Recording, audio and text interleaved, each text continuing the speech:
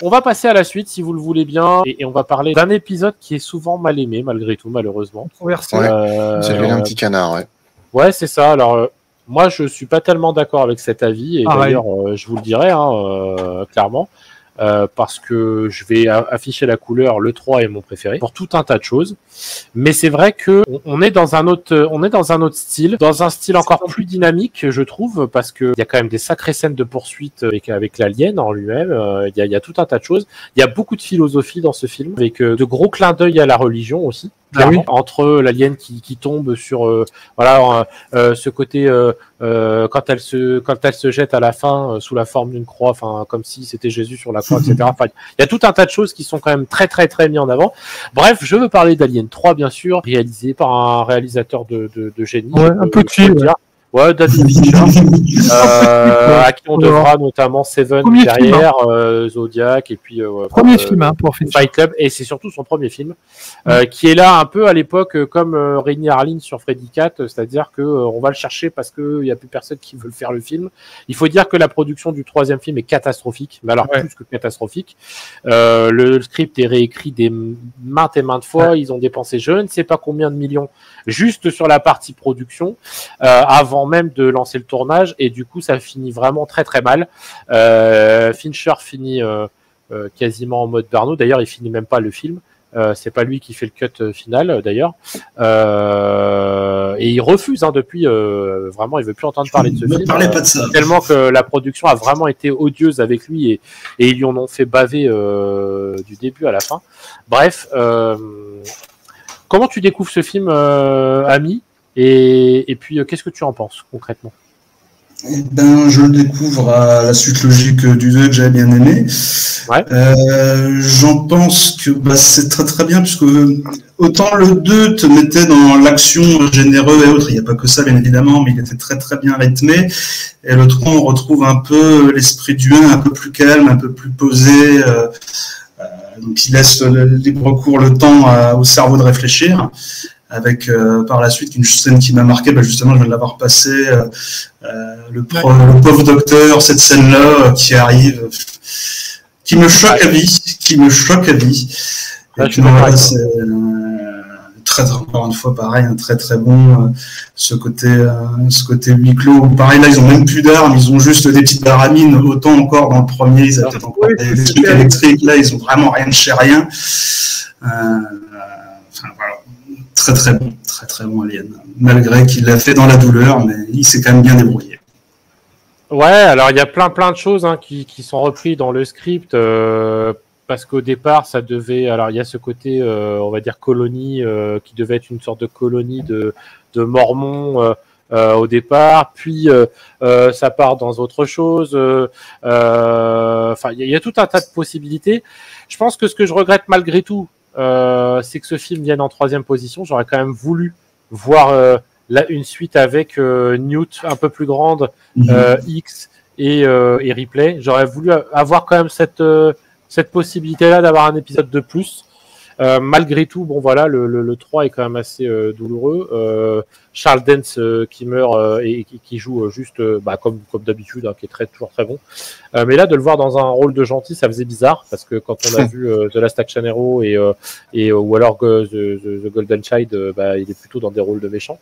Là, c'est vrai que on s'attache à son personnage, qui semble être un peu le seul mec qui tient la route, on va dire psychologiquement parlant, de toute la prison, et sur lequel elle pourrait éventuellement s'appuyer, et en fin de compte on comprend que non, là c'est noir, il n'y a plus d'espoir, et on comprend qu'on est sur une fin, puisque c'était clairement l'envie de vouloir finir là-dessus.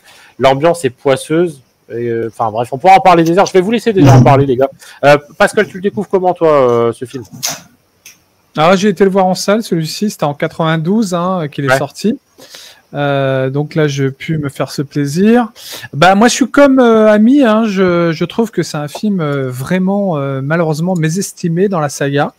Un peu oublié trop vite. Parce que malgré tous les conflits créatifs et artistiques qu'a même d'ailleurs ce que Fincher lui-même a reconnu en termes de liberté créative, parce que la Fox avait le contrôle total vraiment sur la production et lui a imposé vraiment un budget serré, enfin un timing, etc. Donc il n'a pas pu vraiment, comme il débutait en plus, ils ont fait appel à lui parce qu'il venait du clip, tu vois, et qu'il trouvait qu'il avait vraiment des idées intéressantes en termes de mise en scène. Moi, je trouve que le film est très réussi parce que justement, malgré tout ça, tu vois, le film reste quand même. Il y a une version longue, sachez-le, de ce film que je préfère d'ailleurs. Oui, clairement. Voilà, donc n'oubliez pas, privilégiez celle-ci. Notamment entre le chien et la vache, pour ceux qui comprennent. Exact. Ouais. Plus les verlines, tout ça, comment elle découvre Ripley, enfin bref, à découvrir évidemment. Ouais, la version longue est vraiment exceptionnelle. Voilà, mais moi, pourquoi j'aime ce film, encore une fois, c'est au-delà de la réalisation de Fincher, évidemment, qui est déjà un esthète, je trouve, qui va montrer par la suite ce qu'il est capable de faire. Il y a dans les thématiques du scénar, moi j'adore la thématique de la mort et du sacrifice. On parle de sacrifice dans le final d'Alien, et ça, c'est quelque chose qui a surpris tout le monde. Personne ne s'attendait à cette fin, quoi, tu vois. Et moi-même, j'ai été surpris et je me disais, waouh, là ils vont loin. Et pourtant, je trouve que c'est culotté, d'avoir osé de l'avoir fait, tu vois. Donc, il y a ce thème-là, donc lié à la mortalité, au sacrifice. Il y a une histoire aussi, comme tu disais, liée à la religion, la rédemption, l'expiation. Ça se passe sur une planète prison, Fiorina 161. Donc, il y a aussi ces détenus, vous voyez, qui cherchent la rédemption à travers leur foi, leurs actions. Donc, comme disait Ami encore, ils n'ont pas d'armes, ils n'ont pas de technologie, c'est pas des Marines, tu vois. Bon, c'est des criminels et compagnie, mais bon, ils n'ont pas les moyens de se défendre face à la menace. Et on revient à un huis clos aussi. Donc c'est bien. On cherche encore une fois à trouver un autre angle. Voilà. Donc voilà. Donc Ripley. Donc je trouve que là, donc comme il disait Flo, dans le deuxième, elle devient guerrière, déterminée. Tu vois, à assumer son rôle pour défendre, en tout cas, par exemple. Son côté maternel avec Newt. Et là, donc, elle se retrouve... parce que le film commence directement après le 2, quasiment. Donc, elle se retrouve sur cette planète. Et donc, voilà, donc il y a l'histoire de l'isolation, de survie, la pleine prison, j'adore, environnement sévère, isolé, tu vois, ça reflète une situation désespérée par rapport au personnage. Ça accentue l'isolement, la tension, la vulnérabilité face à la menace alien, ça j'adore. Ça met en lumière le thème de survie, tu vois, dans des conditions extrêmes. Et puis, il y a la lutte des classes aussi, l'exploitation, tu vois, entre les détenus, l'administration de la prison, tu vois, la présence de la compagnie, encore une fois, Wayland, qui souligne, tu vois, des thèmes d'exploitation, de lutte des classes. Voilà, tu vois, il y a vraiment des choses intéressantes dans ce film. Et puis, bien sûr, l'analyse technique, la réalisation, le style visuel, les effets spéciaux, le design de la créature, qui est plus épuré, je dirais, encore une fois, ici. La musique composée par Elliot Goldenthal. Flo, tu parlais de James Horner. Encore une fois, Elliot Goldenthal, il réussit à s'emparer du projet, tu vois, en faisant quelque chose encore d'atypique, tu vois. Enfin, je pense. Ouais, carrément, donc, voilà, il y a tous ces facteurs qui fait que le film, pour moi, il faut le réévaluer vraiment pour ce qu'il est. Et je trouve qu'il a sa place vraiment dans la saga, quoi. Complètement. Et c'est le plus gros budget jusqu'ici. C'est le film avec le plus gros budget, puisqu'on est sur 50 millions de dollars. Donc, contrairement aux autres où on était à 18 et 11. Alors après, les époques sont pas les mêmes, donc si on fait un peu le calcul, mais ça reste quand même plus que tous les autres réunis. Et c'est surtout qu'il fait 159 millions. Alors c'est pas un flop, cela dit, puisque c'est 3 fois la mise. Donc on considère à Hollywood, puisque c'est un peu la règle, pour qu'un film dise qu'un film a bien marché, c'est qu'il faut faire 3 fois la mise, parce qu'entre les budgets, les machins, etc. Mais pour autant, c'est un film qui va être un peu décrié pour tout un tas de raisons. Alors après, bien sûr que nous, en tant que spectateurs, on pourrait très bien dire, mais nous, on s'en fout de savoir comment ça s'est passé, les circonstances, etc. Ce qu'on voulait, c'était un bon film, soit. Mais je trouve que quand on sait exactement les conditions dans lesquelles ont été tournés le film, les conditions dans lesquelles Fincher a dû travailler, mais même les acteurs, etc. Enfin, et puis sans parler des nouveautés qui sont apportées, c'est ce que j'aime dans cette saga. C'est que pour moi, il n'y en a pas un seul acheté à la poubelle. Au contraire, ils sont tous bons. Mais à chacun à leur niveau, et en plus, chaque réalisateur apporte quelque chose de différent. Et là, Fincher apporte quelque chose de nerveux, c'est très nerveux, avec un peu de gore, un peu sombre, peut-être même très sombre. Mais sans parler du fait que Là, on sent que l'alien, contrairement au premier, puisqu'il est toujours seul, le fait d'avoir des caractéristiques à 4 pattes court beaucoup plus vite que les autres. Mais surtout, il y a ce côté où on sent qu'on est limite dans un concept apocalyptique où c'est l'apocalypse et c'est la fin. Quoi qu'il arrive, on sent qu'il va se passer quelque chose.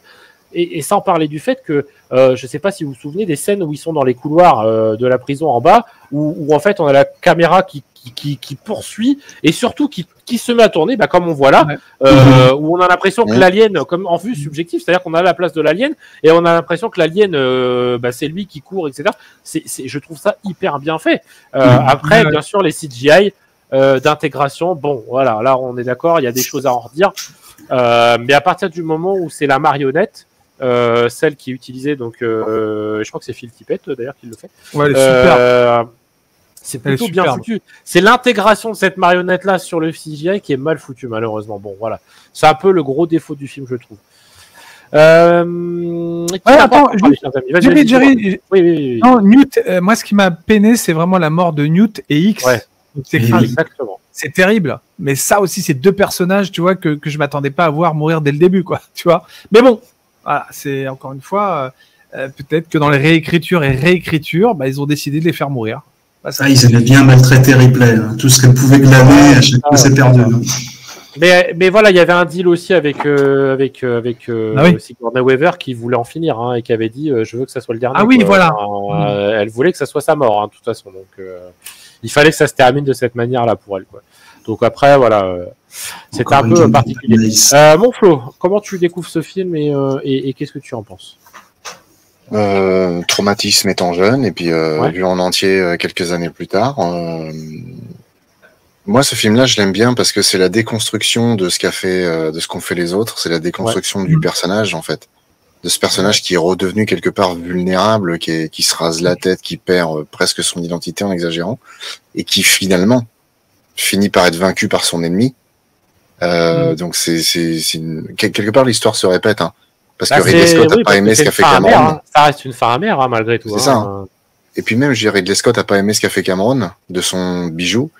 Du coup, je crois que Cameron n'a pas tellement aimé ce qu'a fait Fincher de son bijou non plus, parce que ce qu'il a fait de Ripley et ce qu'il a fait de X et ce qu'il a fait de Newt, ça lui a vraiment pas plu. Mais franchement, moi j'aime bien parce que ça renoue. Bon, ça a déjà été dit, mais du coup, ça renoue avec l'idée du premier, c'est-à-dire qu'on revient sur un huis clos, un huis clos. On revient sur de l'horrifique. Les mecs ont, pour parler vulgairement, leur bite et leur couteau. Ils ont rien pour se défendre. Ils ont que dalle. Ils ont vraiment rien. Non. 190, messieurs, 190. On va peut-être y arriver aux 200. On va peut-être y arriver. Joli. Le chef de la prison le dit. Il dit non, pas d'armes ici. Pas d'armes, comme ça permet pas de tentation, il n'y a pas de problème. Cet alien qui est complètement différent, parce qu'effectivement, comme quelqu'un l'a souligné dans le chat, avec ce film, on intronise le fait que l'alien prend les caractéristiques de la créature dont il vient. Ouais. Ce qui fait que d'une créature à l'autre, on peut faire face à des aliens qui sont complètement différents.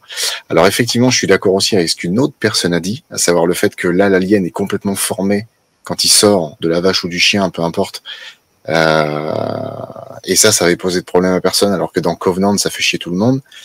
Pour te répondre, à toi, une petite abonnée dans le chat, dans Alien Covenant, moi par exemple, ça m'a fait chier parce que ça s'empile avec toutes les autres conneries qu'a fait Ridley Scott. C'est juste ça en fait, c'est que c'est la petite merde au-dessus et tu dis bah oui, il fait ça aussi, il est complètement con. Voilà.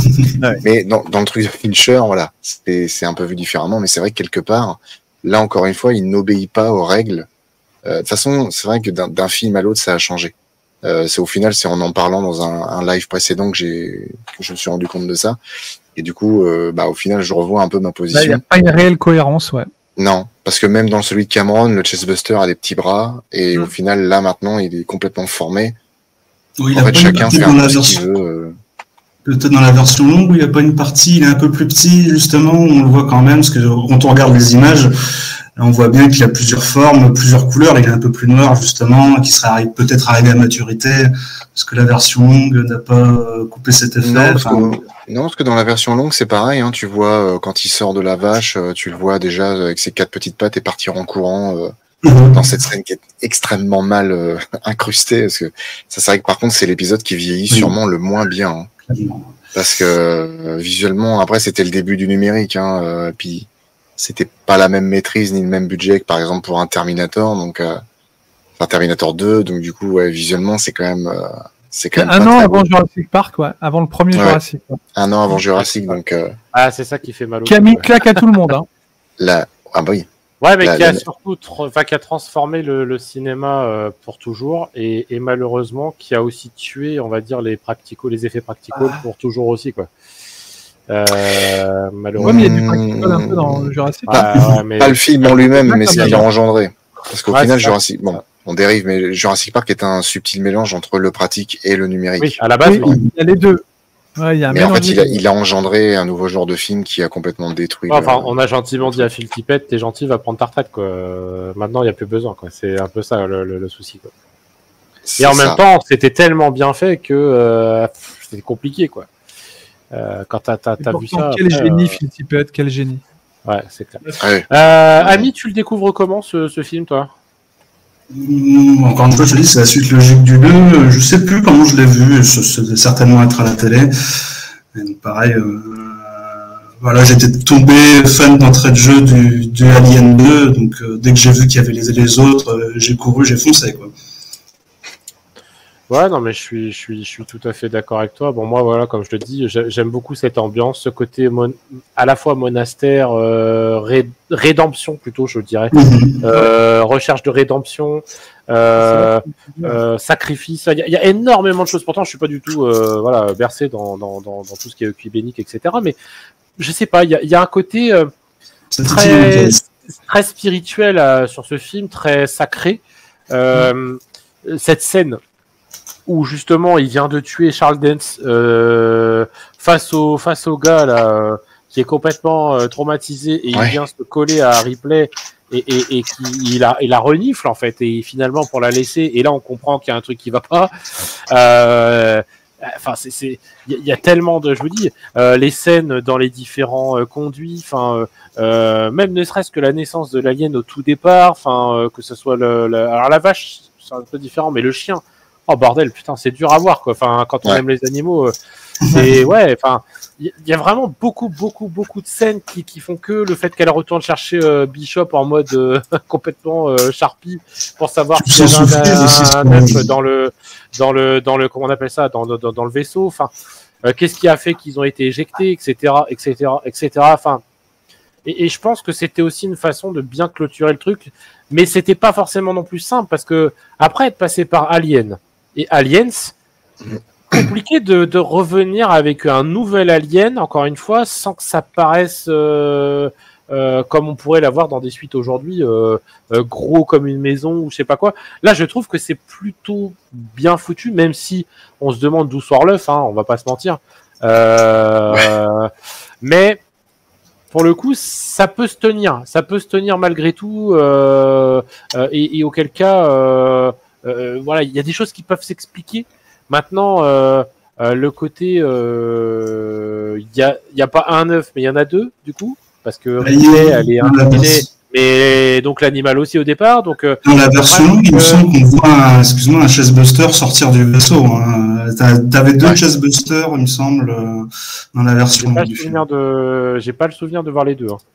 J'ai longtemps cru qu'il y avait un seul Chestbuster, pas Chestbuster, mais Facehugger, et qu'il avait inséminé 2 fois, mais du coup ça me paraît incohérent. Alors je crois que tout à l'heure il y avait quelqu'un qui en parlait dans le chat justement, où dans cet épisode-là, on explique que c'est pas 2 vagins ou je sais pas quoi. Enfin, si la personne se reconnaît, ça serait bien qu'elle remette son message peut-être par rapport à ça justement, ou un seul facehugger peut-être, ou un œuf peut contenir 2 facehuggers ou je sais pas quoi. Enfin bon, bref, c'est assez particulier, mais c'est vrai que pour le coup,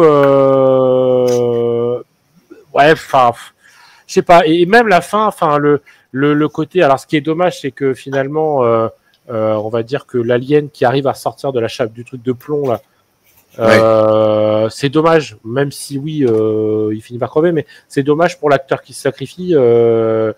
Et du coup de se dire voilà, je veux pas dire que ça a mort aura servi à quelque chose, mais au final pas vraiment à grand chose, puisque ils auraient pu lâcher le truc quoi qu'il arrive, il en serait sorti quand même. Donc bon, enfin bref, moi c'est un film vraiment qui m'a marqué, qui je sais pas, esthétiquement parlant, je le trouve exceptionnel. Les couleurs, on voit déjà le talent de Fincher en termes de photographie, de colorimétrie, d'ambiance, ce côté voilà très orangé, très rouge qui ressort. On revient sur un Alien un peu plus proche de ce qui s'est fait dans le premier en termes de design au niveau de la tête. Même si pour le reste ça a changé. Enfin cette scène-là, pareil dans le tunnel où c'est plein de, ouais, c'est enfin. Ah ouais, le mec dans le ventilateur. Dites-nous un peu ce que vous en pensez dans le chat, chers amis. Dites-nous un peu ce que vous en avez pensé avant qu'on passe au dernier. Vous aviez peut-être quelque chose à ajouter, les amis, avant qu'on change de film? Bah, on avait tout dit. À voir et à revoir également. Ouais. Ouais, après je comprends que voilà, qu'il soit mal aimé et que beaucoup de gens en veuillent à Fincher. Mais alors c'est pas Fincher, faut le savoir, c'est pas Fincher qui a écrit le film, donc lui il a récupéré ce qu'on lui a filé surtout, malheureusement. Et d'ailleurs, il me semble que Renny Harlin était prévu dessus aussi, de mémoire. Au tout départ, il devait travailler dessus. C'est lui qui a commencé, puis au final, il a été gentiment remercié, et puis derrière, c'est quelqu'un d'autre qui a récupéré les clés, quoi. Tu sais, ce qu'on peut dire aussi, c'est que ce qui est important à dire, c'est que Fincher, vu les restrictions qu'il a eues sur ce film, en termes de créativité, de liberté artistique par rapport à ce que lui a imposé la production, ce qui est bien, c'est que ça lui a servi vraiment de leçon, parce que il y avait une interview que moi j'avais entendue de lui qui disait que au moins cette expérience acquise, ça a façonné sa carrière. Tu sais pourquoi? Ça l'a poussé à insister sur un contrôle créatif total dans ses projets futurs. Et c'est ce qu'il fera sur tous les projets qu'il enchaînera par la suite, ne plus se faire avoir, quoi, tu vois. Ouais, c'est ça. Et d'ailleurs, après, quand on voit le level, à croire que heureusement qu'il est arrivé, ce qui est arrivé sur Alien 3, parce que quand on voit comment il nous sort un Seven mythique, et puis même après Fight Club, etc. Enfin, franchement, c'est clair que dans un sens, heureusement qu'il y a eu ça, quoi. En tout cas, merci beaucoup d'avoir été si nombreux encore une fois ce soir. Vous êtes des amours. N'hésitez pas à vous abonner à la chaîne de Monstres de Film, si ce n'est pas déjà le cas, à la chaîne de Attention Saturne de Arcania. Donc, si ce n'est pas le cas, et aussi bien sûr à la chaîne du Blabla Show, si ce n'est pas encore fait. Je vous fais des bisous, en vous souhaitant de très bonnes vacances pour ceux qui ont la chance de pouvoir partir, ou ne serait-ce que de se détendre un petit peu pendant ce mois d'août. Comme je vous ai dit en tout début de live, n'hésitez pas, sur la chaîne Le Blabla Show, on ne vous laisse pas sans rien, puisque pendant les 3 prochaines semaines, vous aurez des vidéos préenregistrées, où je serai dans le chat pour pouvoir discuter avec vous pendant le live, puisque ça sera en mode première. Donc il y aura les Dents de la Mer, la saga des Dents de la Mer, le jeudi 8 à 21h. Le jeudi 15, nous aurons la saga des flics de Beverly Hills avec du 1 au 4, bien sûr, toujours en mode première à 21h. Et bien sûr, le 22 août, on parlera Karate Kid et Cobra Kai, toujours en première à 21h. Nous, on se retrouve en vrai, en dispo, en live, dès le 29 août, 21h, pour un live mythique, j'espère, sur la trilogie du Seigneur des Anneaux. D'ici là, je vous souhaite une bonne nuit. Merci encore une fois d'avoir été nombreux et d'avoir été adorables. Je vous souhaite tout plein de bonnes choses, et surtout, portez-vous bien, et on se dit à bientôt sur le Blabla Show. Ciao! Ciao! Bye bye!